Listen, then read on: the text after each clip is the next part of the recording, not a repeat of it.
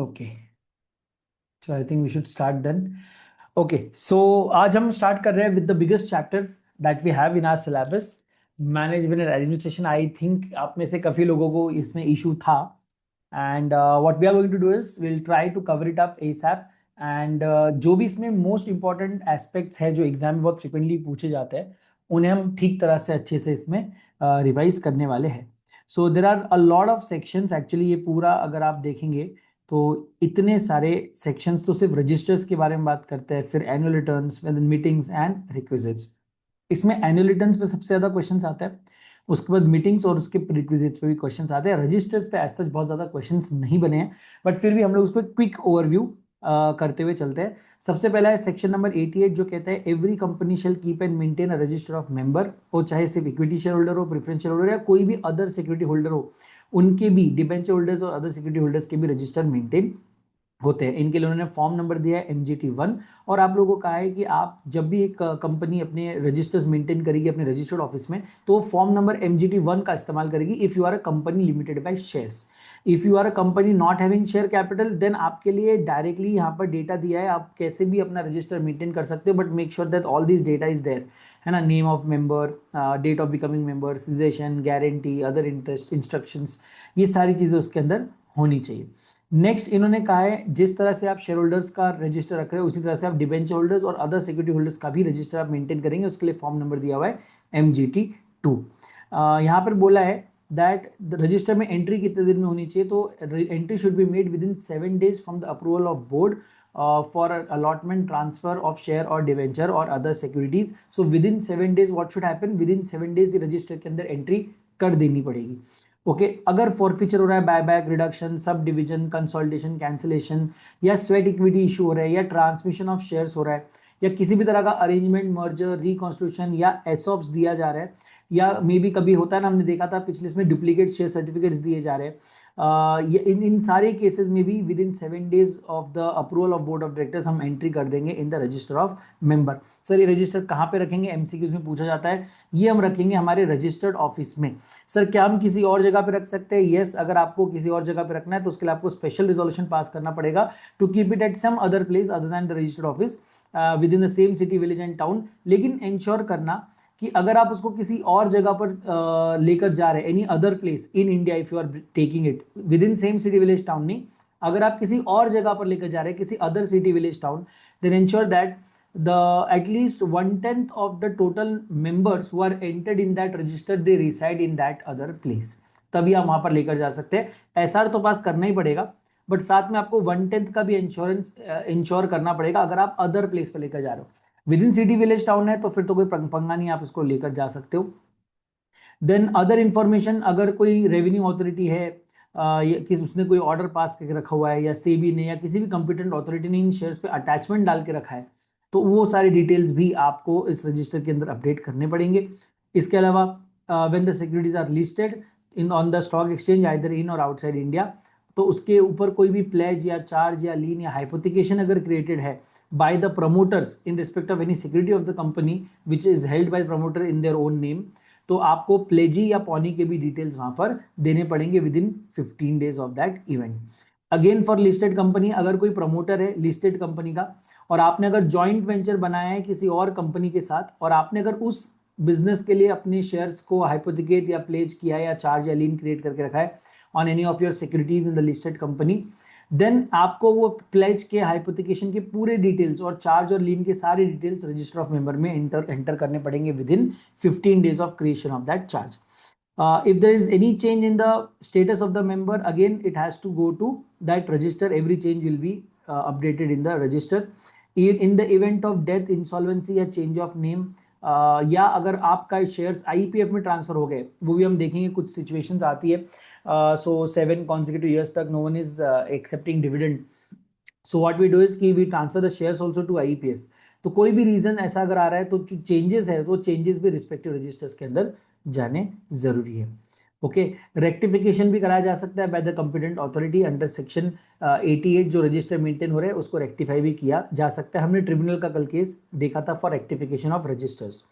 Okay, then there is index. Index is required only if the number of members mentioned in the registry is more than 50. अगर 50 से ज्यादा लोग register में maintain है तो फिर आप इंडेक्स मेंटेन करेंगे ताकि उनको ढूंढना आसान हो जाए. If the number of members is less than 50 then there is no need to make register. जैसे कि इस एग्जांपल में हो रहा था, देयर वर ओनली 35 मेंबर्स, तो वी सेड कि there is no need to make index. हाँ, ये इंपॉर्टेंट है, beneficial owner. So beneficial owner के लिए पहले आप ये देख लेंगे फटाफट कि what do you mean by beneficial owner, and then will go for उसके प्रोविजंस. ठीक है, हाँ, यहाँ पर आ रहा है meaning of beneficial owner.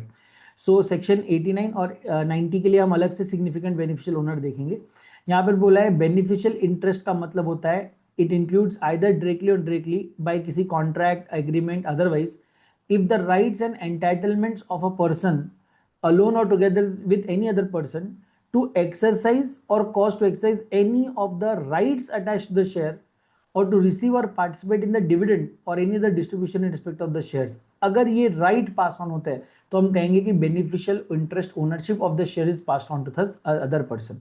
Now what we have to do when the beneficial interest ownership is passed on, तो वो हम अभी यहाँ पर देखेंगे, है ना. Just one second.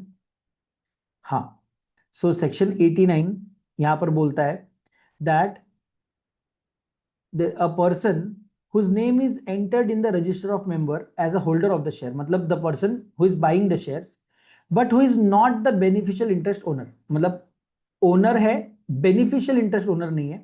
तो आपको बोला गया है आपको ना एक MGT4 फॉर्म भरना है और उसमें बेनिफिशियल इंटरेस्ट ओनर की डिटेल्स देने हैं, and it should be done within a period of 30 days from the date of adding that person's name in the register of member. तो ये जो MGT4 है, this is for holder of the share. What will holder of share do? He will just fill the form MGT4 and inform within 30 days of getting the shares, और like इसका नाम जैसे ही register में member आता है उसके 30 days के अंदर वो बता देगा कि वो बेनिफिशियल इंटरेस्ट ओनर नहीं है. बेनिफिशियल इंटरेस्ट ओनर के लिए भी बोला गया है कि आपको MGT5 फॉर्म भरना है. तो जैसे ही आप बेनिफिशियल इंटरेस्ट ओनर बनते हो with in 30 days of acquiring the ownership rights, beneficial ownership rights, आपको MGT5 फॉर्म भरना है, आपको होल्डर का नाम बताना है और आपको ये सारे पर्टिकुलर्स कंपनी के पास देने हैं. अब ये दो फॉर्म भरेंगे, MGT4 भरेगा होल्डर, MGT5 भरेगा बेनिफिशियल इंटरेस्ट ओनर.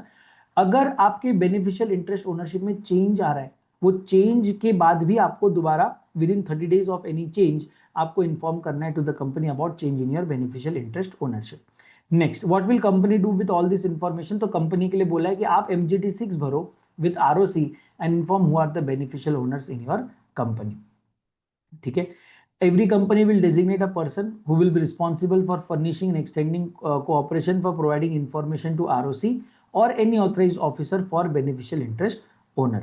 यहाँ पे यूजुअली इसके लिए कंपनी सेक्रेटरी को हायर किया जाता है या KMP को, लेकिन अगर आपके पास कंपनी सेक्रेटरी KMP नहीं है तो आप किसी भी डायरेक्टर को इसके लिए ऑथराइज कर सकते हैं. ठीक है, next, what are the consequences of non filing of declaration?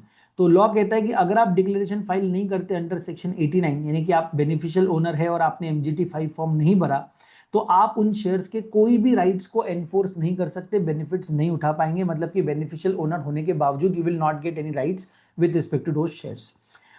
There are certain exceptions, of course. Mutual funds, इनका काम ये है लोगों के बिहाफ में शेयर्स होल्ड करना. Venture capital funds, they also hold shares in the company while they are just investing for the progress of the company. All of them, and even the funds as may be approved by SEBI, all of them are not required to fill MGT5. इसके अलावा nothing herein content will affect the provision of dividend. मतलब कि dividend अभी भी company को पे करना पड़ेगा, और डिविडेंड अगर वो पे करती है जिसका भी नाम बेनिफिशियल ओनरशिप में, आप उसको पे कर दो and your obligation here is done. Next, meaning of beneficial ownership, ये मैंने आपको अभी बताया. एग्जम्पशन फॉर प्रोविजन ऑफ 89, तो ये सब सेक्शन 11 कहता है कि central government can provide exemptions to class of persons from this entire provision, और एक एग्जम्पशन उन्होंने ग्रांट किया है for government companies. And government companies को बोला है कि अगर आप 137(92) में लफड़ा नहीं कर रहे हो तो आपको बेनिफिशियल इंटरेस्ट ओनरशिप के बारे में बताने की जरूरत नहीं है. So there are two kinds of penalties involved in section 89. Number one, relating to default made by person who is required to make declaration. So if any person fails to make a declaration which is required under subsection 1, 2 and 3, subsection 1 में MGT4 for registered holder, subsection 2 में MGT5 for beneficial owner और subsection 3 में change of beneficial ownership. अगर आप इसमें कोई भी गड़बड़ करते हैं then you will be charge penalty of 50,000 rupees plus 200 rupees per day after first, यानी कि फर्स्ट डे ऑफ पेनल्टी नहीं लगेगा, पहले दिन की गलती माफ होगी, सेकेंड डे से आपका पेनल्टी स्टार्ट होगा and subject to maximum 5 lakh rupees. अगर कंपनी गड़बड़ करती है, MGT6 फाइल नहीं करती, ROC को नहीं बताती about beneficial interest ownership, then company will be charge a penalty of 1,000 rupees per day during which the default continues subject to maximum 5 lakh rupees in case of company and 2 lakh rupees in case of officers in default. Next है SBO, that is significant beneficial ownership. Now before significant beneficial ownership directly let's go to rules because rules में ज़्यादा अच्छे से SBO का definition दिया हुआ है. So SBO का मतलब as per rule क्या होता है? Any individual who either acting alone or together through one or more persons trust possesses one or more of the following rights in the reporting company. Number 1, holds indirectly together with direct holding not less than 10% of the shares, not less than 10% of the total voting power, or he receives not less than 10% of total distributable dividend. Indirectly plus directly, तो आप SBO हो. Please understand, इसमें indirect receive होना बहुत जरूरी है. अगर आप डायरेक्टली होल्ड कर रहे हो then you will not become an SBO.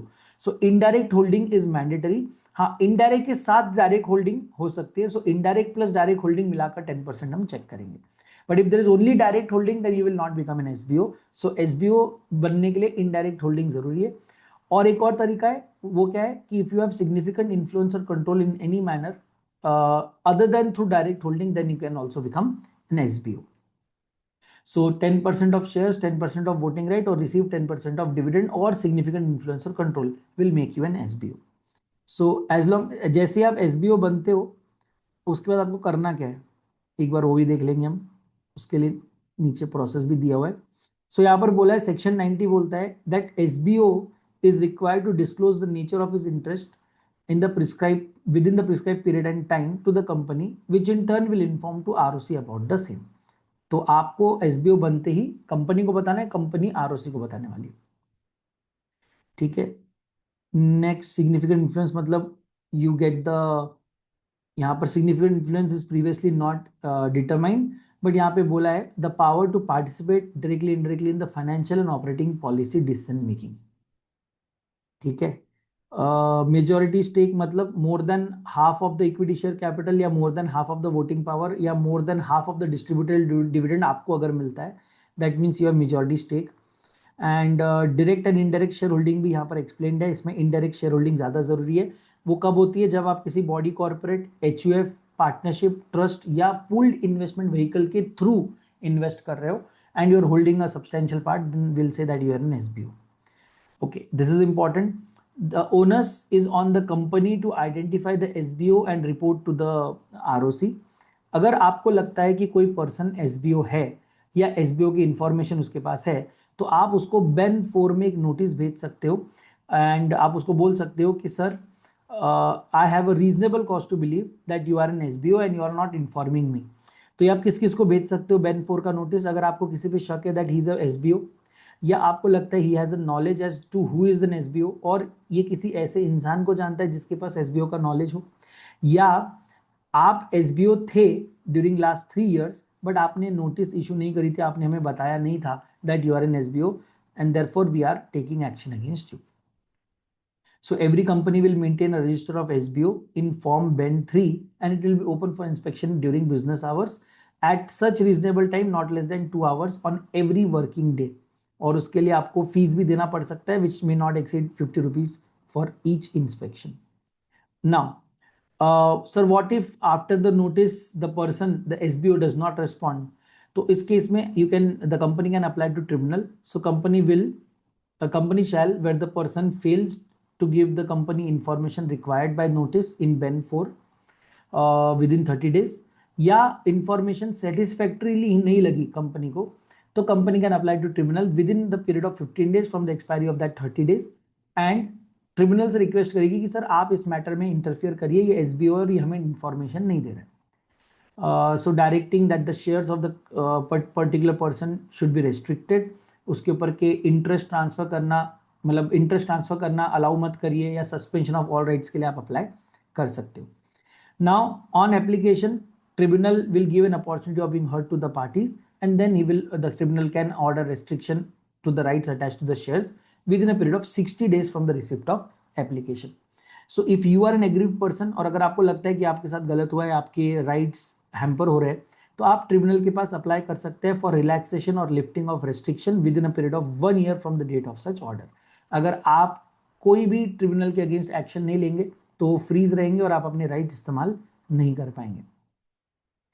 So provided that if no such application has been filed within a period of 1 year, then the share will be transferred without any restriction to IEPF. फिर ये shares किसके हो जाएंगे? IPF के हो जाएंगे. Next, declaration is required by SBO. So every individual who is an SBO in a reporting company as on the commencement of this amendment act is required to file a declaration in form Ben 1 within 90 days of such commencement. ये one time था, अभी इसका applicability कम है. Any individual who subsequently become an SBO in the reporting company or whose significant beneficial ownership undergoes any change, उसको भी Ben 1 form भरना है within 30 days of acquisition or change. SBO rules will not apply to IPF, holding reporting company, central government, local authority, a reporting company or a body corporate or entity which is controlled or partly or wholly by central government or state government, या all kind of investment vehicles जैसे कि mutual funds, alternative investment funds, REITs, InvITs, इन लोगों के ऊपर नहीं लगेगा. And even investment vehicles which are regulated by RBI, IRDA या पेंशन रेगुलेटरी फॉर्म या डेवलपमेंट अथॉरिटी, इन लोगों के ऊपर नहीं लगेगा. I think this is important from MCQ point of view. इसको एक बार आप देख लेना किस पे SBO के रूल्स नहीं लगते. This can be asked in exam. So वापस में बता रहा हूँ, SBO के रूल्स नहीं लग रहे on IPF, holding reporting company जिसने ऑलरेडी बेन 2 भरा हुआ है, central government, state government, local authority, a reporting company, body corporate or entity which is controlled wholly or partly by CG or SG, investment vehicles, for example mutual funds, AIFs, REITs, InvITs, and investment vehicles which are regulated by RBI, IRD or pension fund regulatory and development authority. Okay, अगर आप declaration नहीं देते of SBO, you will be liable to a penalty of 50,000 rupees and continuing रहा तो 1,000 per day after first, subject to maximum 2 lakhs. And for reporting company also, they will be liable to a penalty of 1 lakh rupees, and in case of continuing penalty, fine, 500 rupees per day after first, during which the failure continues, subject to maximum 5 lakh rupees. And officer of the company who is in default will be liable to 25,000 rupees in case of continuing failure, and further 200 rupees per day after first. तो ये sometimes they might even ask penalties, so you have to be prepared for this. SBO की penalty compoundable है, मतलब आप यहाँ पे पैसा देके बच सकते हो, माफी मांग सकते हैं. जानबूझ के अगर आप SBO में गलत इंफॉर्मेशन देंगे तो you'll be liable under 447, that is punishment for fraud. Power to close register देख लेते हैं. So company can close its register of member or any other register for an aggregate period of 45 days in a year, but not exceeding 30 days at any one given time. तो एक साथ 30 days and total 45 days in a year आप close रख सकते हो. उसके लिए भी 7 days का नोटिस आपको देना पड़ेगा. इन सम केसेस लेसर डेज का नोटिस भी अलाउड है. ठीक है. लिस्टेड कंपनीज के लिए न्यूज़पेपर एडवर्टीजमेंट्स की भी बात बताई है यहाँ पे. प्राइवेट कंपनीज को ये करने की जरूरत नहीं है. Annual return, this is important from exam point of view, इस पे क्वेश्चंस आते हैं. So every company will have to file annual return. Form है MGT 7, except for OPC and small, इनके लिए फॉर्म दिया हुआ है MGT 7A. एब्रिज्ड फॉर्म है, छोटा फॉर्म है. सो एनुअल रिटर्न में आपके नॉन फाइनेंशियल मगर इंपॉर्टेंट इंफॉर्मेशन जाते हैं, जैसे कि आपका registered office, principal business activity, आपके होल्डिंग सब्सिडरी एसोसिएट की डिटेल्स, आपके शेयर्स, डिबेंचर, सिक्योरिटीज और शेयर होल्डिंग पैटर्न की details, members and debenture holders और उसके चेंजेस, प्रमोटर्स, डायरेक्टर्स, KMPs और उनके changes, how many number of meetings have been held for the class और the board और वेरियस कमिटीज और उसका अटेंडेंस भी.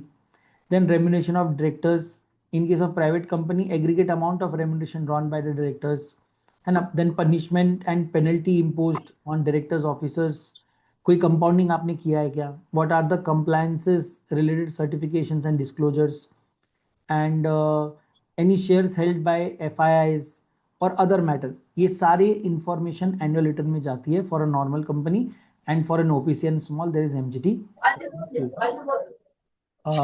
Next, annual return will be signed by the director and the company secretary.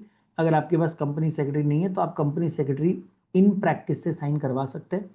OPC और small company के case में only director will sign. Company secretary है तो साइन करेगा, नहीं है तो कोई प्रॉब्लम नहीं है. हाँ, certification is required by company secretary in certain cases only if you are a listed company or if you are a company having paid up share capital of more than 10 crores or turnover of more than 50 crores. Then आपको अपने annual return को certify करवाना पड़ेगा from a company secretary in practice. जैसे हम audit कराते हैं statutory, वैसे एनुअल रिटर्न का सर्टिफिकेशन होगा. And that CS in practice is going to give the facts and figures. He will check the facts and figures and then he will sign and certify that all the information is correct and that you have complied with all the provisions of this act. इसके लिए form number दिया है MGT8. Annual return is placed on your website by a web link within 60 days of annual general meeting.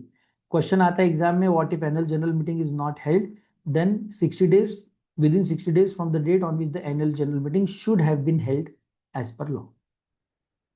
Otherwise, company in office and default will be liable to penalty of 10,000 plus 100 rupees per day, max up to 2 lakh for company and 50,000 for officer in default. Company secretary in practice अगर annual return में कोई गड़बड़ करता है, ही will also be liable to penalty of 2 lakh rupees. Where will we keep all the documents? In at our registered office. If you want, you can keep it at some other place also. Then उसके लिए हम वही बोला है, special resolution pass करना पड़ेगा and 1/10 of the total number of members should stay there. You can do inspection and take extracts. उसमें इतना ये नहीं है. हाँ, this is important again. कितने टाइम प्रिजर्व करेंगे, अगेन MCQs में भी आ सकता है. 94 is important. आप register of member is preserved permanently. Okay, and it is kept in the custody of either company secretary or any other officer authorized by board. Debenture holder और other security holders के register 8 years के लिए preserve करते हैं. Again company secretary और other person के पास रहेंगे. All the documents filed with ROC including annual returns, they are also kept for 8 years. And foreign register of member is preserved permanently. Foreign register of debenture holder or other security holder is kept for 8 years in the custody of company secretary or any other authorized person. ये याद रखना, members का permanent है, debenture and security holders का 8 years, annual return का भी 8 years. If someone asks for extract, you have to give it to them. If you don't give them the extracts, then you are charged 1,000 rupees per day of default, subject to maximum 1 lakh. ठीक है. This registers can be used as an evidence in court of law. फिर आएगा pre requisite में पहला है general meeting. General meeting में 2 type के meetings है, एनुअल जनरल मीटिंग और नॉर्मल जनरल मीटिंग, यानी कि EGM और भी उसमें आ जाता है, विच इज एक्स्ट्रॉर्डिनरी और emergency general meeting. Then there can be board meetings, class of share holders या class of preference share holders, class of creditors, class of debenture holders, depositors, इसको बोलते हैं क्लास मीटिंग्स. सो कोई भी meeting से पहले section 101 most important section of this chapter, आपको notice देना पड़ता है ऑफ मीटिंग. तो अब ये नोटिस कैसे देंगे? तो सेक्शन 101 बोलता है, in order to properly call a general meeting, a notice of 21 clear days should be given, that to in writing or electronic mode. Clear days के लिए आप क्या करते हो? Date of notice और date of meeting दोनों को exclude कर देते हो. Date of notice और date of meeting दोनों exclude हो जाता है. Just give me 1 second. ये कैसे क्या चला गया इतना? So 21 clear days हम कैसे काउंट करते हैं? डेट ऑफ मीटिंग और डेट ऑफ नोटिस दोनों को एक्सक्लूड करता है. इसका शॉर्टकट कैसा है? अगर आपको डेट ऑफ मीटिंग दिया है तो आप 22 days माइनस कर लो, सो ऑटोमेटिकली 21 क्लियर डेज का आपका काउंट हो जाता है. ठीक है. और you can add 22 days to date of notice also. That is a shortcut. तो 21 क्लियर डेज हो जाता है, वरना you have to be careful. ठीक है, यहाँ पे थे हम लोग, 21 क्लियर डेज। हाँ, what will be there in the notice. So सबसे बेसिक चीजें, place, date, day, hour and what are the business, यानी कि agenda to be transacted at the meeting. किसको नोटिस देना है? To every member, auditors and even every director. 21 clear days मैंने आपको explain कर दिया। इलेक्ट्रॉनिक मोड में भी नोटिस देना आज की डेट में अलाउड है। You can send it by email और लिंक, उसमें as a text, attachment, link या यूआरएल के रूप से भी आप दे सकते हैं। आपके पास ऑनलाइन देने के लिए ईमेल एड्रेस होना चाहिए of the person to receive. आप लोगों को एडवांस अपॉर्चुनिटी दो at least once in a financial year to update their email address with the company, और उसी ईमेल एड्रेस पे आप ये नोटिस भेजेंगे। The subject line of the email should contain the name of the company, notice, type of meeting, place and date. It has to be given in portable document format, यानी कि PDF format में होना चाहिए ताकि उसको edit ना कर सके। एंड कंपनी का जिम्मेदारी सिर्फ ईमेल सेंड करने का है, उसके आगे कंपनी का जिम्मेदारी नहीं है। If the other person inbox is full and if he is not able to receive the email, उसमें कंपनी का कोई गलती नहीं है। Company shall not be in default for non delivering via email. Company इसके लिए इन हाउस फैसिलिटी या external bulk email facility कुछ भी यूज कर सकती है। This is again important from exam point of view. What if you have not received any notice? 101 subsection 4, अगर accidental omission है या नॉन रिसिप्ट है, then the company will not be liable and it will not invalidate the proceedings of the meeting. अगर accidental omission है तो, if the other party can prove that in purposefully या intentionally उसको notice नहीं किया, then in that cases the meeting can be invalidated. If you want, you can also send notice for a shorter period, यानी कि less than 21 days also, but उसके लिए आपको क्या करना पड़ेगा? For that you need consent in writing or electronic mode of the following. अगर AGM है तो not less than 95% of the members who are entitled to vote.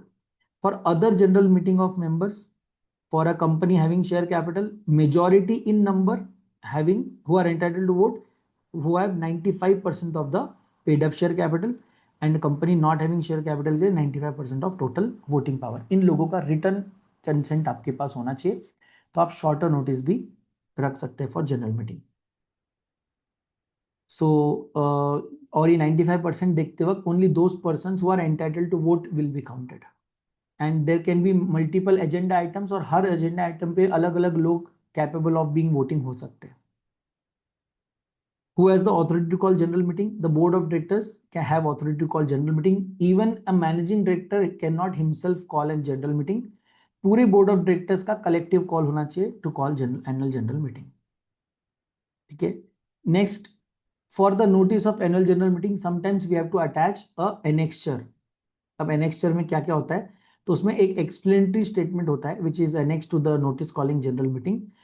उसमें आप बताते हो द नेचर ऑफ कंसर्न और इंटरेस्ट, वो भी फाइनेंशियल हो सकता है, नॉन फाइनेंशियल हो सकता है, for each item of business, for every director, KMP and their relatives, that how directors, KMPs on their relatives are concerned or interested either financially or otherwise with each agenda item, आपको उसमें बताना है। और other information and facts which may enable the members to understand the implication of the item of business, ये भी आपको उसके साथ अटैच करना है। दो टाइप के बिजनेस हो सकते हैं इन द मीटिंग, एक ऑर्डिनरी बिजनेस और एक special business. There are only 4 items in ordinary business and rest everything is special business. Number 1, consideration of financial statement हर साल होता है, डिक्लेरेशन ऑफ डिविडेंड हर साल होगा, appointment of director in place of retiring director हर साल होगा, और appointment of auditor and fixing of remuneration of auditor in place of retiring ये हर साल होगा। अगर आप ये 4 चीजें कर रहे हो, इसके लिए ऑर्डिनरी बिजनेस है, इसके लिए आपको अलग से एक्सप्लेनेटरी स्टेटमेंट भी देने की जरूरत नहीं है। इसके अलावा अगर आप एनुअल जनरल मीटिंग में कोई भी 5th आइट काम कर रहे हो, then that is a special business. And for an EGM, every business is a special business. There are no ordinary businesses in EGM. Okay. Then any item of special business with respect to the company, तो वहां पर बोला है कि if any item of special business relates or affects any other company, for example आप acquisition की बात कर रहे थे, तो if you acquire other company के ऊपर भी इसका इम्पैक्ट आता है. Then I want to know the extent of share holding of that other company of every promoter, director, manager and KMP, and if the shareholding is more than 2% or what, मतलब 2% और more, तो मुझे उसके बारे में जानना है ताकि मेंबर्स को पता चले कि ये कंपनी के बेनिफिट में काम हो रहा है या उनके personal.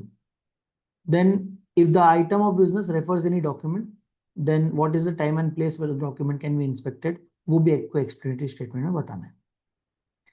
Then effect of non disclosure या insufficient disclosure.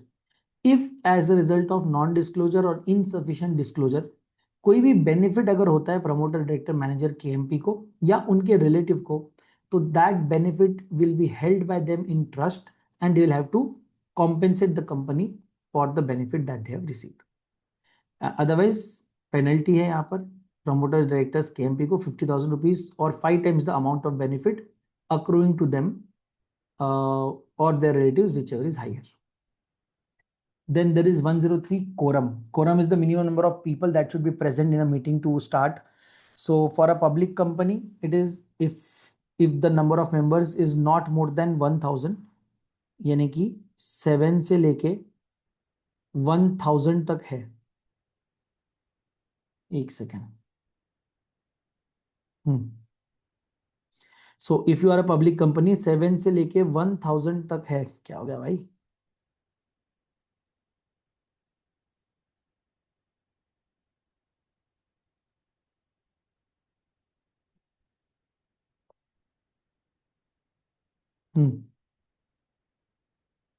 Yes. The quorum is 5 members personally present. अगर 1001 से 5000 तक है, then 15 members personally present, and 5001 and above है, मतलब more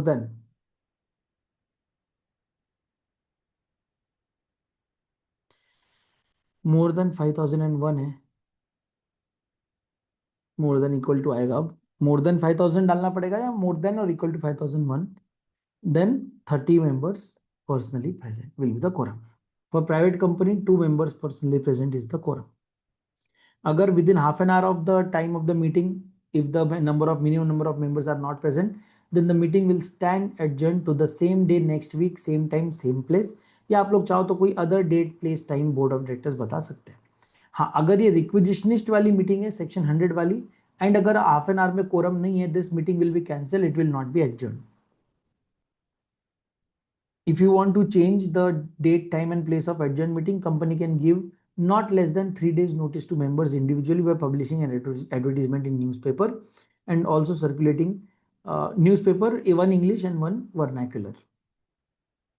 Sir, अगर adjourned meeting में भी quorum present नहीं है तो then the member present will constitute the quorum and the meeting will be conducted. ठीक है.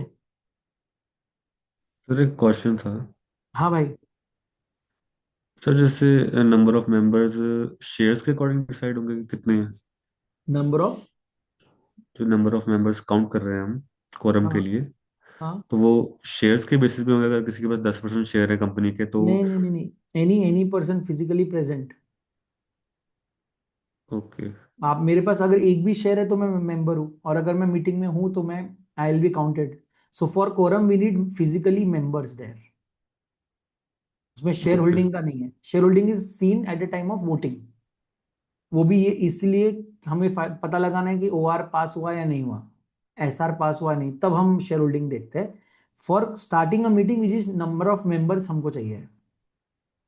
ओके तो sir. Right now only number of members will be, इसलिए वहां पे पर्सनली प्रेजेंट लिखा है. Thank you sir.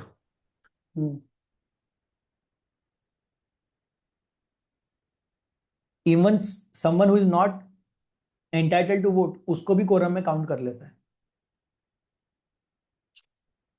because we want physically people present in the meeting. Then who will be the chairman? 104. So chairman usually अगर आपके articles में chairman of the company दिया हुआ है तो ठीक है, otherwise members personally present will elect from among themselves one person by show of hand to be the chairman of the meeting unless someone demands for poll. अगर आपने chairman के लिए पोल डिमांड कर लिया तो इसको आप रिवोक नहीं कर सकते, अब चेयरमैन डिसाइड होके ही रहेगा। जब तक बाय पोल चेयरमैन डिसाइड नहीं होता तब तक जो शो ऑफ हैंड वाला चेयरमैन है ही will continue to be the chairman. फिर जब पोल रिजल्ट्स आ जाएंगे and if you elect someone else then that other person will take over as a chairman of the rest of the meeting. So chairman has certain powers, he manages the meetings, है ना, he concludes the discussion, वही voting start करता है, वही minutes पे भी sign करता है, सब कुछ वो manage करता है with respect to that meeting, and chairman should be impartial. If there is equality of vote, मतलब कि अगर कोई particular जगह पर 50% लोगों ने yes बोल दिया है, 50% ने no बोल दिया है, in that case इसको बोलते हैं equality of vote, यानी कि मान लो 4 votes in favor and 4 votes against। ऐसे केसेस में हम चेयरमैन को एक कास्टिंग वोट मिलता है, मतलब a chairman can cast a vote again. अब वो जो कास्टिंग वोट है वो किसी भी तरह से यूज कर सकता है, ही मे डिसाइड टू वोट फॉर और अगेंस्ट। हो सकता है उसने पहले फॉर में वोट किया हो, कास्टिंग वोट में अगेंस्ट कर दे, एनीथिंग इज पॉसिबल। सो ये कास्टिंग वोट्स उसको मिलता है जिसके बाद फैसला लिया जाता है। Sometimes it may happen that casting vote का आपके यहाँ पे कंपनी में प्रोविजन ही नहीं है। In that case, in case of equality of votes, the resolution is failed. So for example, if there is a resolution for appointment of MD and say 10 people say yes and 10 people say no, then and there is no casting vote, then that person will not be appointed as a managing director. So no will win. तो कभी भी equality of vote में normally the negative point wins, the no happens. In case there is an equality of vote, then फिर chairman कैसे vote करता है उसके ऊपर से फैसला लिया जा सकता है। प्राइवेट कंपनी के लिए बोला है सेक्शन 104 अप्लाई नहीं होगा जब तक आप नहीं कहेंगे, प्रोवाइडेड आपने 13792 में कोई भी गलत काम नहीं करना है, मतलब आपने फाइनेंशियल स्टेटमेंट और annual return time to time file किए हैं। देन प्रॉक्सी, इस पे भी क्वेश्चंस आते हैं। So what do you mean by proxy? If it at any meeting you are not able to attend personally, then you can appoint a proxy. Proxy आपके जगह पे जाकर वहां पे वोट करता है, आपके जगह पे मीटिंग अटेंड करता है। So every member is entitled to appoint another person as a proxy to attend and vote at the meeting on his behalf. And unless there is a poll demanded, proxy cannot vote. So proxy will not have a right to speak at the meeting, and he will also not be entitled to vote by show of hand. He will only be entitled to vote on poll. So unless the articles otherwise provide, this subsection shall not apply to a company who is not having share capital. उनके लिए बोला है कि आपको personally आना पड़ेगा, unless the article says otherwise. Members of section 8 company, section 8 company में आप सिर्फ एक सेक्शन 8 कंपनी के मेंबर को ही प्रॉक्सी बना सकते हो, बाहर किसी भी पर्सन को आप प्रॉक्सी नहीं बना सकते। सेक्शन 8 कंपनीज चैरिटेबल ऑब्जेक्ट से बनी है and therefore only a member of section 8 company will understand charity and उसको ही आपको प्रॉक्सी बनाना है। So if you are a member you can't go make some other member as your proxy. Okay, a person cannot act as a proxy for more than 50 for members exceeding 50, and he cannot vote for more than 10% of the total share capital, except अगर मैं proxy बन रहा हूं किसी एक person का और उस पर्सन के पास ही 10% से ज्यादा वोट है, then I cannot be proxy of anyone else. I will just represent that one person and vote for more than 10% also. ये एमसीक्यू में आता है। सो मैं at any given point of time 50 से ज्यादा लोगों का प्रॉक्सी नहीं रह सकता और 10% of the paid up share capital से ज्यादा वोट नहीं कर सकता। But if I am a proxy of one particular person and that person अकेला holds more than 10% of voting power, तब क्या होगा? 10% ऑफ मोट 10% और more of total paid up capital, then I will be allowed to be his proxy and I will even be allowed to vote for more than 10%, but then I cannot represent any other member. So eight the time of calling the meeting, notice के अंदर ही आपको बताना पड़ेगा, एक statement देना पड़ता है that you are authorize to appoint proxy, और प्रॉक्सी के लिए फॉर्म दिया है एमजीटी 11। इसके लिए आप कोई अलग से स्पेशल रिक्वायरमेंट्स नहीं रख सकते। हाँ, ये एक इंपॉर्टेंट है। नेक्स्ट, ये जो इंस्ट्रूमेंट है appointing proxy, it shall be in writing signed by the appointer, and if the appointer is a body corporate, it दे उस पे उस बॉडी कॉर्पोरेट का सील होना चाहिए, साइन होना चाहिए by the officer, of that body corporate. Section 105 subsection 4 provides that proxy received 48 hours before the meeting will be valid. आपके आर्टिकल्स में अगर 48 आवर्स की जगह 72 आवर्स लिखा है तो भी हम उनको मानेंगे नहीं, क्योंकि आपको 48 आवर्स का पावर कंपनीज एक्ट ने दिया है, आप इस पावर को चेंज नहीं कर सकते। भले आपके आर्टिकल्स में लिखा हो कि नहीं हमें प्रॉक्सी का फॉर्म 72 आवर्स पहले मिलना चाहिए, but still if you get a valid proxy form 48 hours before the meeting you will have to accept that form. ठीक है, नेक्स्ट, तो ये समझा ना, अगर आपके आर्टिकल में 72 आवर्स लिखा है और आप अगर 72 आवर्स नहीं 48 आवर्स पहले भी प्रॉक्सी फॉर्म भरते हो तो कंपनी को एक्सेप्ट करना पड़ेगा, कंपनी को प्रॉक्सी अलाउ करना पड़ेगा, तो कंपनी इसको बढ़ा नहीं सकती पीरियड को। And subsection 8, every member who is entitled to vote is also entitled to inspect, ये भी इंपॉर्टेंट है, ये बच्चों को क्लास में कंफ्यूज करता है। You are allowed to inspect the proxy register. ठीक है, अब ये इंस्पेक्शन आप कब तक कर सकते हो? You can inspect during a period beginning 24 hours 24 hours before the time fix for the commencement of the meeting, यानी कि बिफोर मीटिंग, एंड एंडिंग, यहां से आपका इंस्पेक्शन टाइम चालू होता है 24 hours before the meeting and it will and with the conclusion of the meeting.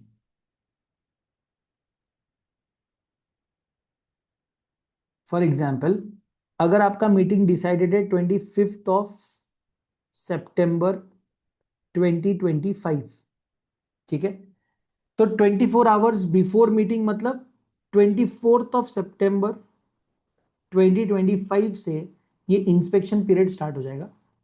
Let's say आपका meeting है एट 5 PM, ठीक है, तो एग्जैक्ट 5 PM ऑन 24 सितंबर आपका ये इंस्पेक्शन पीरियड स्टार्ट होगा and it will and with the end of meeting. लेकिन अगर आपको इस टेन्योर के बीच में प्रॉक्सी रजिस्टर को इंस्पेक्ट करना है तो आपको उसके लिए प्रायर एप्लीकेशन देना पड़ता है कंपनी को, और वो भी रिटर्न एप्लीकेशन देना पड़ता है। At least 3 days notice in writing is required. देखो, you can inspect the proxies logged at any time during the business hours, provided not less than 3 days notice in writing is given to the company। तो इस period के दौरान अगर आपको इस company के proxies को इंस्पेक्ट करना है तो आप डायरेक्टली जाके इंस्पेक्ट नहीं कर सकते, इसके 3 दिन के अंदर, पिछले 3 दिन के अंदर लिखा ना, not less than 3 days notice in writing should be given. तो 24 के पहले आता है 23rd, 22nd एंड 21st। तो आपको 21 से लेके 23 यानी 3 days before the period starts आपको नोटिस देना होगा कि I might inspect the proxy. अगर आप नोटिस देते हो तो इस पीरियड के दौरान बिजनेस आवर्स में, वो भी इस पीरियड में आप रात बेरात नहीं आ सकते, बिजनेस आवर्स में मैं आपको प्रॉक्सी रजिस्टर इंस्पेक्ट करने दे सकता हूं। ये एमसीक्यू फेवरेट हो सकता है। Hmm, बाद में पेनल्टी दिया हुआ है 5,000 रुपीज का फॉर ऑफिसर। अगर आप कंपनी के एक्सपेंस पे प्रॉक्सी की लिस्ट बेचते हो तो आपको 50,000 का फाइन है। अगर मेंबर आपसे प्रॉक्सी का लिस्ट मांगता है और आप फिर देते हो तो फिर आपको फाइन नहीं लगता। Voting voting voting is okay. Huh? या Proxy will also be counted in the quorum, right? नहीं, प्रॉक्सीज का क्लैरिटी देता हूँ मैं आपको। अच्छा, आपने पूछ लिया, वैसे it's not an exam kind of thing, but मैं आपको बता देता हूँ।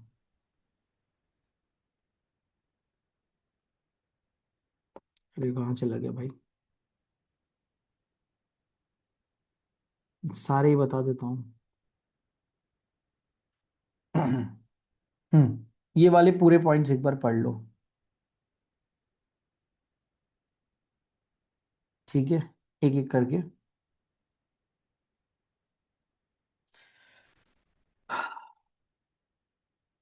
1 person can be an authorized representative of more than one body corporate, and therefore he is treated as more than one member in person.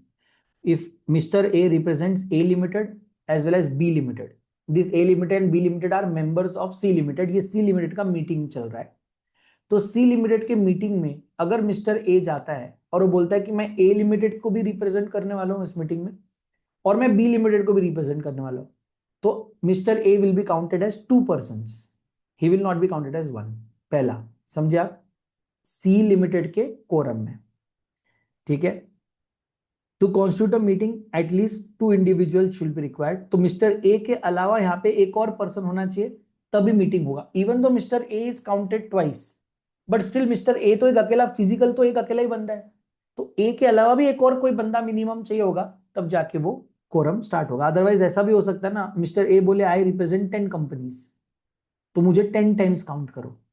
अब आप उसको अगर 10 times count करोगे और मे बी आपकी पब्लिक कंपनी में देर आर ओनली 200 मेंबर्स, ठीक है, देन तो 5 members is the quorum, and इसको अकेले को आप 10 टाइम्स काउंट कर रहे हैं, सो टेक्निकली तो कोरम आपका फुलफिल हो गया, but physically there is only 1 person standing. So ये नहीं होना चाहिए, इसलिए हमने बोला कि एक और पर्सन आप लगाओ, ठीक है। सो if in case of public company where there are not more than 1000 member, quorum will be 5 members, but 5 members में से at least 2 unique individual members present रहने चाहिए। Quorum shall be present not only at the time of commencement but throughout the meeting. Members जिन्होंने remote e-voting कर लिया है और फिर भी वो मीटिंग अटेंड कर रहे हैं, उनको भी आप काउंट करते हो as a quorum. Even members who are not entitled to vote, they are also counted as a quorum. And finally postal ballot में यहाँ पे बोला है कोरम की रिक्वायरमेंट नहीं है, तो आप आई थिंक दिस रिप्रेजेंटेटिव वाले पॉइंट से आपका प्रॉक्सी वाला पॉइंट आंसर हो जाता है। So if I am a proxy of multiple companies, I will need one more person physically to be there in the meeting. Next, एक minute है, एक और चीज दे बताता हूँ तुमको इसमें। Sir, yes ma'am. जो ये पोस्टल बैलेट और शो ऑफ हैंड और ये जो 4 टाइप के वोटिंग होते हैं, ये भी इम्पोर्टेंट है, मतलब इनको इन डिटेल करना? नहीं यार, एक्चुअली पूछते नहीं है इस पे। नहीं पूछते, मतलब एक नहीं, बेसिक अंडरस्टैंडिंग। हाँ हाँ, बट इट्स लाइक कि कोई भरोसा नहीं है, वी हाँ कांट गो बाय ट्रेंड ना। हाँ हाँ। हाँ, इसीलिए पंगा है, अदरवाइज तो नहीं था इतना। जस्ट 1 सेकेंड ना। हम्म। राइट टू स्पीक बताया ना मैंने आपको।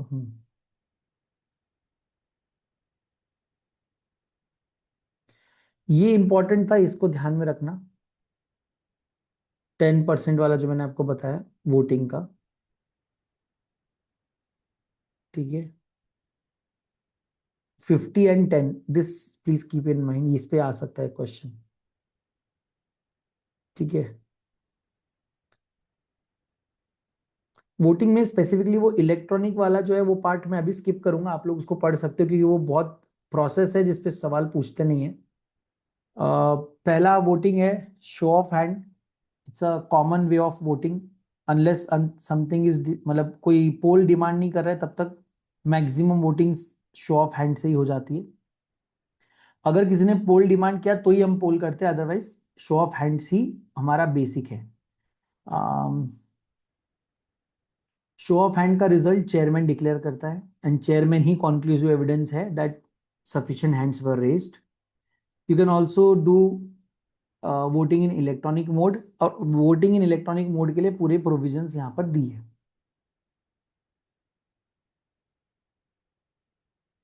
आप लोगों ने ये पहले पढ़ा है एक बार, वोटिंग इलेक्ट्रॉनिक मोड वाला किया है आप लोगों ने? इसका ना दो जगह स्टार्टिंग में। रेफरेंस है। हाँ, क्योंकि ना पोस्टल बैलेट में भी फिर से ये प्रोसेस आएगी, ये जो प्रोसीजर है, बिकॉज वैसे तो क्वेश्चन नहीं पूछेंगे मगर एक ही सेकेंड,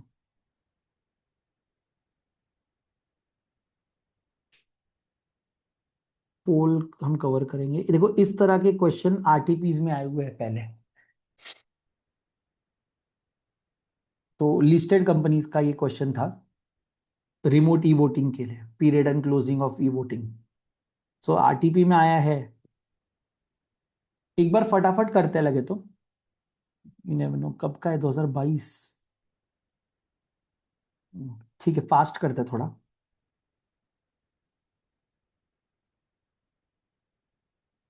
चलो, सो देर इज सेक्शन 108 जो ई वोटिंग आपके लिए अलाउ करता है, और इसके लिए रूल 20 भी दिया हुआ है ऑफ एमएनए रूल्स, जिसके अंदर प्रोसेस दी हुई है। बोला है every company which has listed its equity shares on recognized stock exchange and जिनके मोर देन 1000 मेंबर्स है, उनको मैंडेटरीली ई वोटिंग प्रोवाइड करना है, एक्सेप्ट निधि कंपनीज, बिकॉज उनका कॉस्ट कटिंग का इंटेंशन होता है। ई वोटिंग में cut off date should not be earlier than 7 days before the date of general meeting। ये सारी चीजें आप देख सकते हो, ये ई वोटिंग के कुछ टर्म्स है। रिमोट ई वोटिंग का मतलब होता है मीटिंग से पहले ही आप ई वोटिंग करते हो। तो एक होता है ई वोटिंग जो आप मीटिंग के दौरान करते हो, एक होता है रिमोट ई वोटिंग जो आप मीटिंग से पहले ही कंप्लीट कर देते हो। दोनों ऑप्शंस है इसमें, दोनों की प्रोसेस सेम है। ठीक है, मैं आपको प्रोसीजर बताता हूं। सबसे पहला है हमें नोटिस भेजना है सभी मेंबर्स को, रजिस्टर्ड पोस्ट, स्पीड पोस्ट या इलेक्ट्रॉनिक मींस। अब हम वोटिंग इलेक्ट्रॉनिक करा रहे तो ऑफकोर्स ये बात है कि नोटिस भी इलेक्ट्रॉनिक होगी, या कुरियर भी चलता है बट इलेक्ट्रॉनिक होगी, प्लस अपने वेबसाइट पे भी डालना है। नोटिस के अंदर आपको क्लियरली बताना है कि हम ई वोटिंग की फैसिलिटी देते हैं, एंड आप उनको डिटेल्स बताइए कैसे वो अपना ई वोट कास्ट कर सकते हैं। डिटेल प्रोसेस और मैनर ऑफ ई वोटिंग बताइए, टाइम शेड्यूल बताइए, टाइम पीरियड बताइए। टाइम शेड्यूल एज इन कि कब से कब तक ई वोटिंग चालू होगा और कितने टाइम के लिए चालू रहेगा, और आप वोटिंग कैसे कर सकते हैं। आप उनको लॉगिन आईडी पासवर्ड वगैरह आपको देना होगा। And advertisement will also be required before 20, वही at least 21 clear days before the meeting. आपको न्यूज़पेपर में भी डालना है और अपने वेबसाइट पे भी डालना है। नोटिस में आप वही बताएंगे कि क्या बिजनेस है, what is the date and time of commencement of remote E voting, date and time of end of remote E voting, what is the cut off date. Cut off date important है, cut off date में जिसका नाम है register में उसी को remote ई voting का option मिलता है। And also the manner in which the person who have acquired shares और become member after the dispatch of notice, उनको अपना लॉगिन आईडी पासवर्ड कहाँ से मिलेगा, ये भी डिटेल्स आप उनको देंगे। Remote E voting shall not be allowed beyond the set date and time. Manner for E voting, कभी कभी मैंने आपको बताया ना रिमोट ई वोटिंग होता है मीटिंग से पहले, वही प्रोसेस या वही इंफ्रास्ट्रक्चर यूज करके आप मीटिंग के दौरान भी वोटिंग करवा सकते हैं। अ मेंबर में participate in the general meeting even after he has done remote e voting. ऐसा नहीं है कि रिमोट ई वोटिंग कर लिया तो मीटिंग में एंट्री नहीं मिलेगी, आप आ सकते हैं एंट्री में, but you will not be allowed to vote again because आपने ऑलरेडी रिमोट ई वोटिंग कर दी है। अगर आपने रिमोट ई वोटिंग नहीं किया होता तो आप मीटिंग के दौरान ई वोटिंग कर सकते थे। ठीक है, वेबसाइट हो गया। हाँ, टाइम ये इंपॉर्टेंट है, जिसके ऊपर वो क्वेश्चन दिखाया मैंने आपको, ये जो क्वेश्चन आया ये इसके ऊपर है, थोड़ा ये देख लेना। So when will remote E voting start, it will start not less than 3 days before the, मतलब before the date of meeting, and it will close exactly at 5 PM 1 day before the meeting. तो अगर कल meeting है तो आज शाम 5 बजे remote e voting बंद हो जाएगा। आज शाम 5 बजे से कल तक अब वोटिंग आप नहीं कर सकते। वो रिमोट ई वोटिंग वापस ओपन होता है जब मीटिंग स्टार्ट होती है, लेकिन वो अब रिमोट नहीं, अब वो ई वोटिंग है, यानी कि अब आप बाहर से वोट नहीं कर सकते, सिर्फ मीटिंग के अंदर जो लोग बैठे वो ई वोटिंग कर पाएंगे फिर। सो रिमोट ई वोटिंग चालू होता है 3 days बिफोर और एंड होता है 5 PM 1 day before the meeting. ठीक है, स्क्रूटिनाइजर अपॉइंट होता है टू चेकआउट, ये सब आप एक बार पढ़ सकते हैं। ठीक है, ये इतना एग्जाम पॉइंट ऑफ व्यू से इंपॉर्टेंट नहीं है, प्रोसीजरल है। पोल इंपॉर्टेंट है, section 109 provides before or on the declaration of result of voting on any resolution by show of hand, a poll may be ordered to be taken either by chairman of the meeting on his own or by any specified persons। इसमें important है who is a specified person। तो यहाँ पर बोला है for a company having share capital, any member present in person or proxy were allowed and having not less than 1/10 of the total voting power और holding shares on which the aggregate sum of 5 lakh और such higher amount has been paid up.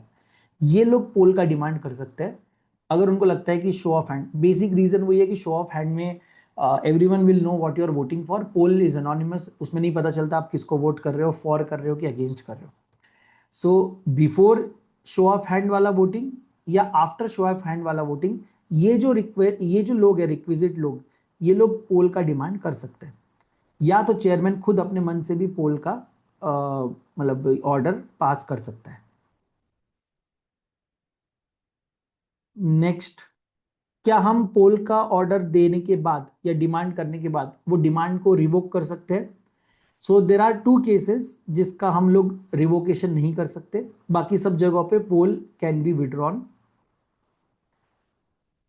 Number 1, अगर आपने पोल मंगाया था for adjournment of the meeting और appointment of a chairman, तब तो पोल आप वापस नहीं मांग सकते, ये 2 डिसीजंस आपको पोल से लेने ही पड़ेंगे। So if you demand poll for adjournment of the meeting और अपॉइंटमेंट ऑफ चेयरमैन, देन ये पोल वापस नहीं ले सकते। इसके अलावा अगर कोई और है तब आप ले सकते हो।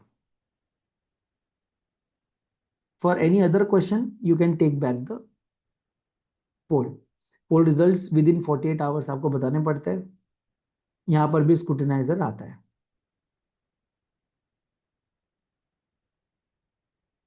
ठीक है,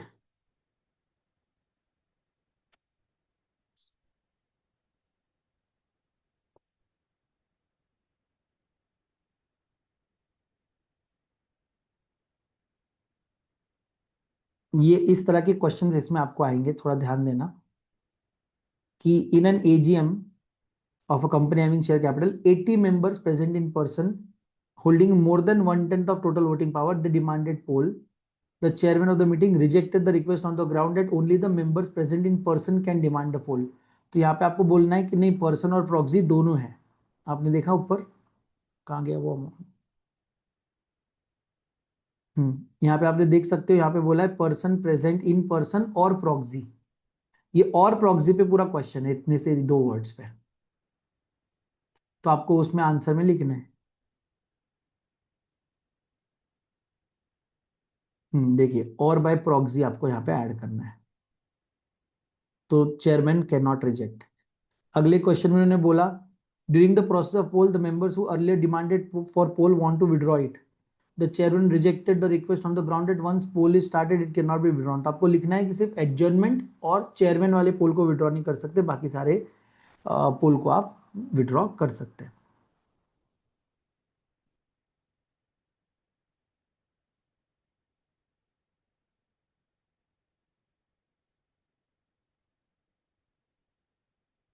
ठीक, इसका भी मैं एक पॉइंट कवर करवा देता हूँ, इसके ऊपर क्वेश्चन आता है।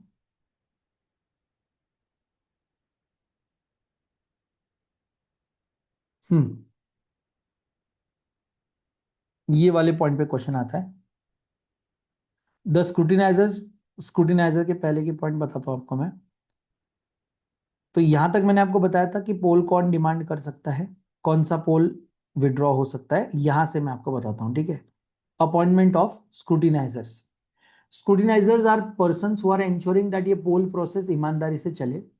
सो chairman shall appoint sufficient number of scrutinizers to scrutinize the poll process and votes given on poll and to report there on to him. Scrutinizer का काम है प्रॉपर पोल कंडक्ट करना, प्रॉपर रिकॉर्ड मेंटेन करना और chairman को अपना report दे देना and ensure the compliance with the entire section and rules. Chairman का काम है to regulate the entire process. Chairman क्या करता है, स्क्रूटिनाइजर को जो भी इंफॉर्मेशन लगती है, चाहे वो रजिस्टर ऑफ मेंबर हो, सिग्नेचर्स का स्पेसिमेन हो, अटेंडेंस रजिस्टर, प्रॉक्सी रजिस्टर, सब कुछ प्रोवाइड करता है। स्क्रूटिनाइजर भी सारे डॉक्यूमेंट्स चेयरमैन से रिसीव करता है जो भी उसको चाहिए है, प्रॉक्सी रिलेटेड, प्रेसिडेंट गवर्नर्स अगर रिप्रेजेंट करे तो उनके रिलेटेड, है ना, कॉर्पोरेशंस है तो उनके रिप्रेजेंटेटिव्स के रिलेटेड सारी इंफॉर्मेशन लेता है। स्क्रूटिनाइजर पोल पेपर्स अरेंज करता है, मेंबर्स कितने हैं, प्रॉक्सीज कितने हैं, कितने लोग प्रेजेंट है, जॉइंट शेयर होल्डर्स है क्या, और अकॉर्डिंगली पोलिंग पेपर देता है। ये ध्यान रखना, अगर जॉइंट शेयर होल्डर्स है तो polling paper shall be given to the person who is first named. तो if the name is like Sahil and then Siya, तो only Sahil will get the polling paper first, मतलब उसको वोट करने पहले मिलेगा क्योंकि उसका नाम पहले है। लेकिन अगर साहिल उस मीटिंग में आया ही नहीं है, सिया आई है, देन साहिल के बाद सिया का नाम है जॉइंट होल्डर में, then Siya will get the right to vote. अगर जॉइंट होल्डर में फिर झलक का भी नाम होता बट थर्ड होता, तो फिर अगर साहिल और सिया दोनों मीटिंग में नहीं है, सिर्फ झलक है, then only you will get the right to vote. So chronological order में जाता है in case of joint holder, जिसके ऊपर भी क्वेश्चन आता है, ये ध्यान देना, ठीक है। तो ये क्रोनोलॉजिकल ऑर्डर में जाएगा। Polling paper will be there in MGT 12। Polling paper के भी रिकॉर्ड्स रहेंगे। स्क्रूटिनाइजर एक एम्प्टी बॉक्स को सबके सामने सील करेगा, लॉक करेगा। ये कब होता है? जब फिजिकल पोलिंग पेपर होता है। याद है, हम एक पेपर पे यस नो लिख के बॉक्स में डालते हैं। अगर इलेक्ट्रॉनिक हो रहा है तो फिर ये सब बॉक्स का कोई सीन ही नहीं है ना। और ये बॉक्स ओपन भी लोगों की प्रेजेंस में होगा। इस पे सवाल नहीं आएंगे, आए तो ई वोटिंग पे ही आएंगे, वो मैंने आपको बताया। हाँ, ये वाला, अगर आप वोटिंग इलेक्ट्रॉनिक मीन से कर रहे हो तो आपको पूरा सेक्शन 108 यहाँ पे फॉलो करना पड़ेगा। उसके लिए जो भी नेसेसरी सपोर्ट है टेक्निकल, अदरवाइज उसके लिए स्क्रूटिनाइजर्स कुछ और लोगों को भी हायर कर सकता है जिन्हें टेक्निकल चीजें समझती है। स्क्रूटिनाइजर की रिपोर्ट में टोटल कितने वोट कास्ट हुए, कितने वैलिड थे, कितने इन फेवर है, कितने अगेंस्ट है, कितने इनवैलिड पोलिंग पेपर या इनवैलिड वोट्स थे, वो सारी रिपोर्ट वो चेयरमैन को देगा। चेयरमैन काउंटर साइन करेगा और बाद में फाइनली जो भी फैसला है वो अपने वेबसाइट पे डाल के सबको बता देगा, ठीक है। Scrutinizer will give his report to chairman in form MGD 13 and उसके बाद चेयरमैन विद इन 7 डेज ये सारी सबके सामने इंफॉर्मेशन रख देगा, जो भी रिजल्ट है पोल का वो सबको बता देगा। प्राइवेट कंपनी के लिए ये सेक्शंस अप्लाई होंगे अगर वो चाहे तो, मतलब ऑप्शनल है, उन्होंने अपने आर्टिकल और इसमें लिखा तो लगेंगे, वरना नहीं लगेंगे, प्रोवाइडेड 13792 में कोई प्रॉब्लम नहीं होनी चाहिए। उतना ही एक है जो आपको पूछ सकते थे, आई थिंक अब वो कवर हो गया। डन। इसके बाद ये फटाफट देख लेना पोस्टल बैलेट। पोस्टल बैलेट यार सिर्फ ये देख लो, what are the things that are suppose to be done by postal ballot, ये आप देख लेना एक बार, ये वाले।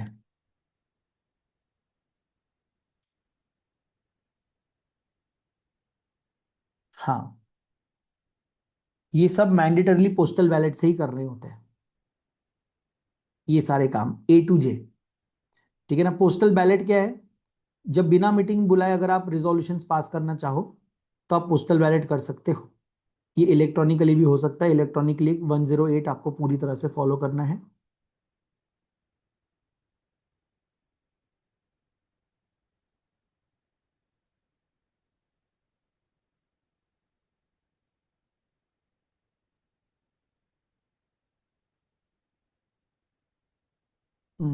पोस्टल बैलेट पे अभी यही बस इंपॉर्टेंट है जो हम पढ़ लेते हैं। तो कौन सी चीजों के लिए मैंडेटरी पोस्टल बैलेट करना है? Alteration of object clause of memorandum, alteration of articles, change in register office outside the local limit of city town village, change in object of the company after money has been raised from prospectus and unutilized money is there, then differential rights to voting वाले DVR shares issue करने के वक्त, variation in rights attach to class of share holder, buyback of share. यहां तक आपके syllabus का part है, buyback तक। इसके आगे आपके सिलेबस में नहीं रहता है, जैसे election of director, transferring the whole और substantially the whole of the undertaking and giving loan और guarantee in excess of 186 subsection 3। इसके लिए मैंडेटरी पोस्टल बैलेट ही करना पड़ता है।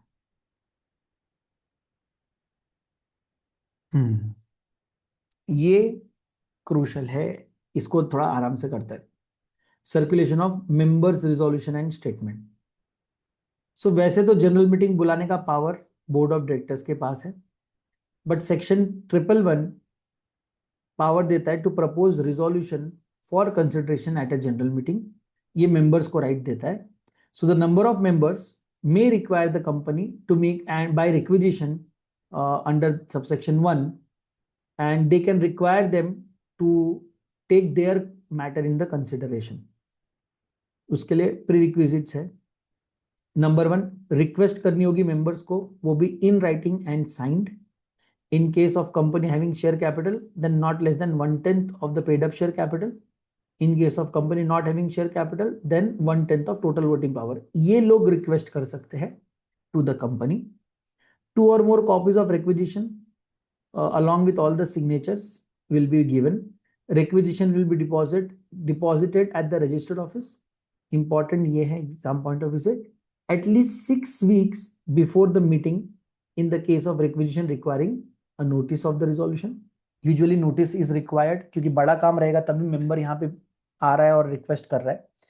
सो अगर आपके जो भी आपका पॉइंट है जो आप चाहते हो मीटिंग में कंसिडर हो, अगर वो इंपॉर्टेंट पॉइंट और ऐसा पॉइंट है जिसके लिए नोटिस देनी पड़ेगी, तो मीटिंग के एटलीस्ट 6 weeks पहले आपका रिक्वेस्ट कंपनी तक पहुंच जाना चाहिए। And in case of other resolutions जिसमें नोटिस देने की शायद जरूरत ना पड़े, छोटे मोटे मैटर्स हो, तो at least 2 weeks before the meeting आप पहुंचा सकते हो। नेक्स्ट, क्योंकि ये आपका रिजोल्यूशन है, कंपनी का नहीं है, तो इसका खर्चा भी आपसे लिया जाएगा। A sum reasonable to sufficient to meet company's expenses in giving effect to the proposed resolution is also deposited or tendered. When the money is tendered, no payment is made, but only a unconditional offer to pay the money is made. The proviso to subsection 2 of section 111 provides that the time period provided above need not be complied with in case annual general meeting is called on the date within 6 weeks after the copy has been deposited. मैं आपसे अलग से पैसा लूंगा for sending the notices if I have to call a special meeting. आप लोगों ने request दिया, उसके 6 हफ्ते के अंदर एनीवेज जनरल मीटिंग हो गई, तो ये जनरल मीटिंग की तो ऐसे भी कंपनी को नोटिस देनी थी, तो उसी नोटिस में बस एक पॉइंट ही ऐड करना पड़ा है, तो उसके लिए अलग से कोई कॉस्ट लगती नहीं है, तो उस केस में हम आपसे पैसा नहीं लेंगे। ठीक है। हाँ, फिर आपका नोटिस जाने आने के बाद कंपनी क्या करेगी? Company will give a notice to all the members of any resolution which may properly be moved or intended to be moved at the meeting and circulate to members any statement with respect to matters proposed to be dealt with in that meeting. कुछ cases है जहां पर उनको आपके matters को circulate नहीं करना पड़ेगा। Number 1, company will not be bound to circulate the statement if an aggrieved party goes to central government and says that this right given to the member is being abused by the members for gaining needless publicity. अगर company central government को prove कर देते कि ये defame करने के लिए या नीडलेस पब्लिसिटी के लिए ये डाला है और हम ये मेंबर्स तक नहीं पहुंचाएंगे, और सेंट्रल गवर्नमेंट अगर उनको माफ कर दे, मना कर दे, then they will not circulate your request and also the court can ask you to bear the cost of that case. And if any default is made is by complying with the provision, the company and every officer will be liable to 25,000 rupees. तो ये general meeting के, company के general meeting में हमारे एक resolution को रखने का प्रोसेस था। ठीक है, representation is not that important. Resolutions can be of two type, ordinary and special. Ordinary resolution मतलब vote casted in favor should be more than vote casted against. And special resolution के case में बोला है that पहले तो आपको अपना intention बताना पड़ेगा that it is a special resolution, उसका नोटिस देना पड़ेगा, and then vote casted in favour should be 3 times the vote casted against, तो that is special resolution. Section 115 very important, resolutions requiring special notice. So there are 4 events, 4 things which will require a special notice by the company. और ये notice कौन देगा? ये notice according to 115 and the articles, a special notice is required for passing any resolution. Then the notice of the intention to move such resolution shall be given to the company by such number of members holding not less than 1% of the total voting power or holding shares on which aggregate sum not exceeding 5 lakh has been paid. ये लोग notice देंगे। कौन से 4 cases हो सकते हैं? पहला, appointment of an auditor other than retiring, यानी कि आप रिटायरिंग ऑडिटर की जगह कोई नया ऑडिटर लाना चाहते हो, या expressly providing that the retiring auditor should not be reappointed, किसी को भी लेकर आएंगे but retiring auditor should not come back if you want to remove a director, और if you want to appoint another director in case of remove director. 4 चीजें आप तब तक नहीं कर सकते जब तक आप कंपनी को स्पेशल नोटिस नहीं देते, और उस पर रीजन बताना पड़ेगा कि वो ऑडिटर ने ऐसा क्या किया कि आप उसको निकाल रहे हो या उसको रीअपॉइंट नहीं कर रहे हो, या उसकी जगह किसी और को रीअपॉइंट कर रहे हो, या what went wrong, why are you removing a director, why are you replacing a director, वो सब। ठीक है, इसमें इंपॉर्टेंट यही 1% of the total voting power और persons holding shares of not less than 5 lakh rupees. This should be given not earlier than 3 months but at least 14 days before the meeting. ये 14 clear days होने चाहिए. And the company shall immediately after the receipt of the notice give its members notice of the resolution of at least 7 days before the meeting. ये भी 7 clear days है. अगर उनके पास time enough नहीं है तो वो न्यूज़पेपर में डाल देते हैं. If the resolutions are passed at adjourned meeting, the date of adjourned meeting will be the date of passing of resolution. ठीक है, सेक्शन 117 भी है बट इतना कोई खास नहीं है. ये सारी रिजोल्यूशंस आरओसी के पास जाते हैं. मिनट्स में ठीक है हम लोग कर लेते हैं. So according to 118, every company shall prepare, sign and keep minutes of all kind of meetings and सबके लिए separate register बनाते हैं within 30 days of conclusion of the meeting. इसमें एग्जाम पॉइंट ऑफ व्यू से इंपॉर्टेंट है signing.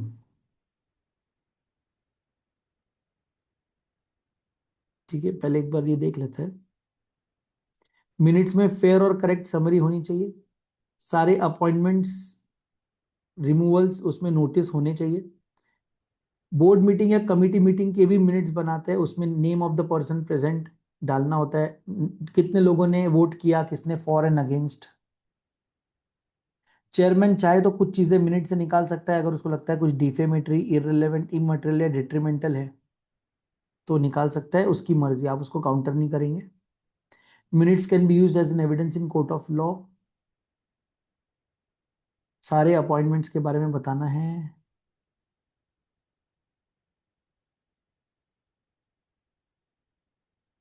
Penalty भी दी है यहाँ पे. हाँ, this is important. Her meeting का अलग रजिस्टर बन रहा है. पोस्टल बैलेट का भी अगले जनरल मीटिंग के इसमें आप डाल देते हैं. Minutes will be entered within 30 days of conclusion of the meeting.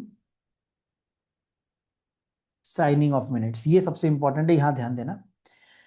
Every page of such book shall be initialled और sign and the last page of the record of proceedings of each meeting or each report shall be dated as well as signed. अब कौन से minute book कौन sign करता है देखेंगे.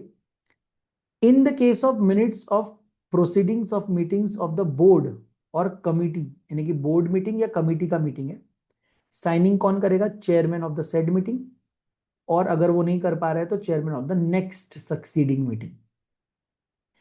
अगर minutes general meeting के हैं then the chairman of the meeting within 30 days, or in the event of death or inability of the chairman, then the director duly authorized by the board just for the signing. तो board meeting, committee meeting में वो उस board meeting का या committee meeting का chairman, अगर वो नहीं कर पाया तो नेक्स्ट बोर्ड मीटिंग या नेक्स्ट कमिटी की मीटिंग का चेयरमैन कर देगा. जनरल मीटिंग में उस जनरल मीटिंग का चेयरमैन विद इन 30 days. अगर उसकी डेथ हो जाती है, वो नहीं है इंडिया में साइन करने के लिए, तो एक डायरेक्टर को आपको ऑथोराइज करना पड़ेगा to sign. With respect to postal ballot, chairman of the board, अगर आपकी कंपनी में चेयरमैन ऑफ द बोर्ड है तो विद इन 30 days वो साइन करेगा.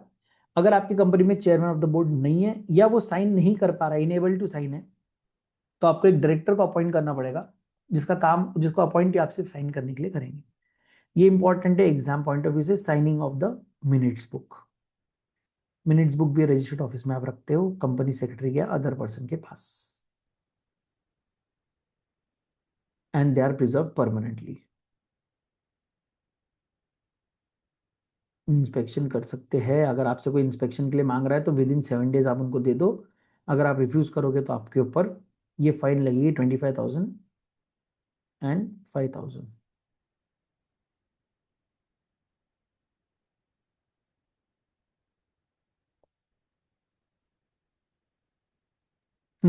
अब दो टाइप के general meetings, AGM and EGM. पहले हम एजीएम देखते हैं. एवरी कंपनी, चाहे पब्लिक प्राइवेट हो except OPC, will hold AGM every year and the gap between two AGM should not be more than 15 months. हर साल एजीएम होगा. फर्स्ट एजीएम होगा within 9 months of the incorporation of the company. Subsequent AGM होगा within 6 months of the close of the financial year. and the gap between two AGM will not be more than 15 months. आपको चाहिए तो आप subsequent AGM के लिए 3 months का extension ले सकते हो. फर्स्ट AGM को एक्सटेंशन नहीं मिलता. फर्स्ट AGM ऑलरेडी 9 मंथ्स के लिए टाइम पीरियड आपको दिया हुआ है, so you can not get more time. Sir कहाँ रखेंगे AGM? सो आप बिजनेस आवर्स में, ऐसा डे जो नेशनल हॉलीडे नहीं है, आप अपने रजिस्टर्ड ऑफिस या जिस सिटी विलेज टाउन में रजिस्टर्ड ऑफिस है वहां कहीं पर भी आप AGM रख सकते हैं. अगर आप अनलिस्टेड कंपनी है तो आप पूरे इंडिया में कहीं पर भी AGM रख सकते हैं. सेक्शन 8 कंपनी के लिए ये पहले से डिसाइडेड होता है कहां पर AGM रखने वाले हैं.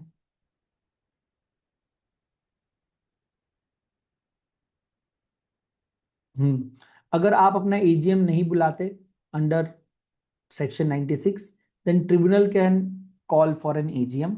तो अगर आपने कंपनी डिफॉल्ट कर दिया in calling AGM, then tribunal either on application of any member can call and direct and give all ancillary suggestions and instructions, and जो ट्रिब्यूनल का मंगाया हुआ बुलाया हुआ AGM है वही कंपनी का AGM माना जाएगा. Tribunal also have power to call general meeting. So ये जो 98 और 97 का डिफरेंस है, 97 में वो AGM मंगवा रहा है जो एनुअल जनरल मीटिंग है. 98 ये साल में एक बार यूज हो सकता है bye tribunal. This can be used any number of times. जब भी ट्रिब्यूनल को लगता है कि कंपनी के काम ढंग से नहीं चल रहे, वो ऑर्डर कर सकता है for calling of meeting. So if for any reason, if it is impracticable to call meeting of the company other than AGM in any manner in which the meeting of the company will be called, then tribunal either suo moto यानी कि अपनी मर्जी से या on an application of director or member order a meeting of the company to be called, held and conducted in the manner. और उसके लिए सारे इंस्ट्रक्शंस भी वो आपको देगा. और जो मीटिंग ये मंगाई है परफेक्टली वैलिड मीटिंग है, इसमें लिए गए सारे डिसीजंस भी कंपनी पे बाइंडिंग होते हैं. If you don't comply with the orders given under section 96, 97, 98, तो ये आपको पेनल्टी दी है यहाँ पे. Section 121 report on AGM. So every listed public company shall prepare a report of each AGM, including the confirmation to the effect that meeting was convened, held and conducted as per the provisions of the rules, and file it with ROC in form MGT 15 within 30 days of conclusion of AGM. ये minutes नहीं है, minutes के अलावा आपको ये summary बनानी है and sign करके देनी है. नेक्स्ट इंपॉर्टेंट है EGM.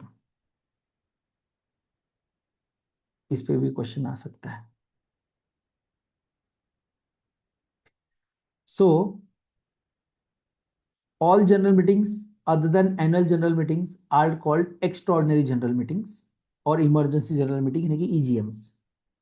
The board of directors, whenever they deem fit, can call EGM, provided that an extraordinary general meeting of the company other than the wholly owned subsidiary of company incorporated outside India shall be held at a place within India.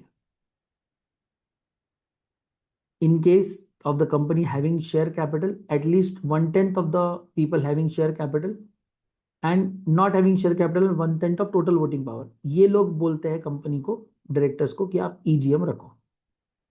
Next, requisition shall set out what is the matter, agenda क्या है, क्यों EGM रखना है, वो भी आपको उनको बताना है.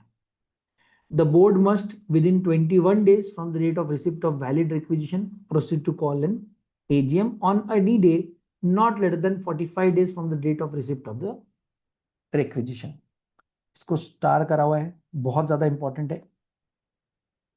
सो आपने क्या किया सेक्शन 100 में, हम यानी ये वाले लोग जिनके पास 1/10 ऑफ पेड अप कैपिटल या 1/10 ऑफ वोटिंग पावर है, हम लोगों ने कंपनी को बोला EGM रखो, और हमने उनको मैटर भी बताया, एजेंडा भी बताया, और हमारी बात सुन के हो सकता है with in 21 days from the receipt of valid requisition वो लोग मीटिंग बुला ले, या अगर उन्होंने मीटिंग नहीं बुलाया, मतलब उनको बोला है कि within 21 days from the receipt of the notice call an AGM not less than 45 days from the date of receipt of notice.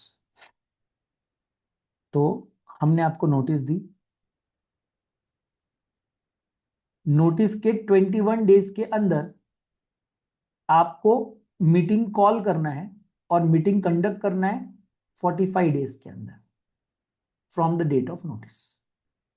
तो हमने आपको नोटिस दी, आपको नोटिस मिलते ही within 21 days you send a notice to members for calling meeting, and meeting should be held within 45 days from the date of requisition। ये जो notice है ना, ये रिक्विजिशन है। यहाँ पे हम लोगों ने, जिनके पास 1/10 ऑफ वोटिंग पावर या टोटल पेड अप कैपिटल, हम लोगों ने आपको रिक्वेस्ट किया है कि प्लीज मीटिंग कंडक्ट करो। तो हमारी रिक्वेस्ट के बाद 21 डेज के अंदर आपको मीटिंग कॉल करनी है और 45 डेज के अंदर हेल्ड करनी है, क्योंकि अगर आप ये नहीं करेंगे तो मजबूरन हमें मीटिंग लेनी पड़ेगी। सो लॉ कहता है if the board does not with in 21 days from the receipt of valid requisition proceed to call the meeting for a consideration on any day not later than 45 days, the meeting may be called and held by the requisitionist themselves within a period of 3 months from the date of requisition। तो अगर आपने यहां तक meeting hold नहीं करी तो यहां से 3 मंथ्स का टाइम है। कहां से? जिस दिन नोटिस दिया था आपको, यहां से विद इन 3 मंथ्स हम रिक्विजिशनिस्ट खुद मीटिंग होल्ड कर देंगे, सेल्फ मीटिंग ले लेंगे। बट ये मीटिंग लेने के लिए उनको लगेगा ऑफ कोर्स डेटा, है ना, नोटिस भेजने के लिए डेटा लगेगा। तो इसके लिए जो भी डेटा लगेगा वो सब डायरेक्टर्स प्रोवाइड करेंगे और उन्हीं की सैलरी से काटेंगे हम सारा expenditure. Any reasonable expenditure which is incurred to call the meeting shall be reimbursed to the requisitionist and it will be deducted from the fees और रेम्यूनरेशन पेएबल टू डायरेक्टर्स। क्योंकि डायरेक्टर्स का काम था, उन्होंने किया, हमको करना पड़ रहा, तो उनकी सैलरी काट के हम ये पैसा रिकवर करेंगे। अब इसके लिए जितना भी चीजें हमें लगने वाली है वो सब कंपनी से हमें प्रोवाइड होगी। हम भी 21 क्लियर डेज का नोटिस देंगे सभी को। हम उनको डेट, प्लेस, डे, आवर सब बताएंगे और ये भी बताएंगे कि हम क्या बिजनेस ट्रांजैक्ट करने वाले हैं। और वहां पे अगर स्पेशल रिजोल्यूशन पास करना है तो उसका नोटिस भी हम देंगे आपको। यहाँ पे एक्सप्लेनेटरी स्टेटमेंट रिक्वायर्ड नहीं है, हम बता देंगे क्या है, क्या हम करने वाले हैं, बट उसका एक्सप्लेनेटरी स्टेटमेंट देने की जरूरत नहीं है।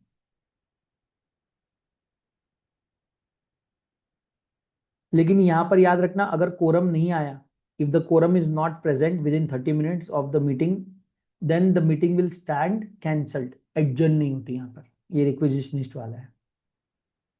एंड सेक्शन 122 बोलता है कि 1% कंपनी पे क्या क्या अप्लाई होगा, क्या क्या नहीं होगा, तो वो यहाँ पे लिस्ट दी है। ये सारे सेक्शंस अप्लाई नहीं होते ओपीसी पे,